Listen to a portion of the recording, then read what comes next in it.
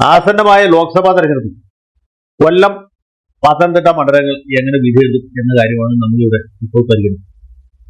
കൊല്ലത്തെ സംബന്ധിച്ചോളം പറഞ്ഞാൽ തെക്കൻ കേരളത്തിൽ ആറ്റിങ്ങൽ കഴിഞ്ഞാൽ LDF ഏറ്റവും വിജയസാധ്യതയുള്ള സീറ്റാണ് കൊല്ലം.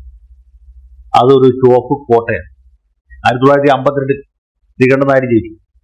57 RSPയും അത് CPI തമ്മിൽ തെറ്റിയതിനു ശേഷം VP നായർ മത്സരിച്ച് ജയിച്ചു. 62 വീണ്ടും ശ്രീകണ്ഠൻ നായർ, 67 ശ്രീകണ്ഠൻ നായർ, 71 ശ്രീകണ്ഠൻ നായർ, 77 ശ്രീകണ്ഠൻ നായർ. 1980 ആദ്യമായിട്ടൊരു കോൺഗ്രസ്സുകാരൻ കൊല്ലത്തുനിന്ന് ജയിച്ചു. അത് BK നായരായിരുന്നു. പിന്നീട് 3 തെരഞ്ഞെടുപ്പിൽ S കൃഷ്ണകുമാർ കൊല്ലത്ത് വെന്നിക്കുടി പറഞ്ഞു. അതിനുശേഷം 1996 RSPയിലെ NK പ്രേമേന്ദ്രൻ LDFന് വേണ്ടിയിട്ടും RSPക്ക് വേണ്ടിയിട്ടും സീറ്റ് തിരിക്കുന്നു.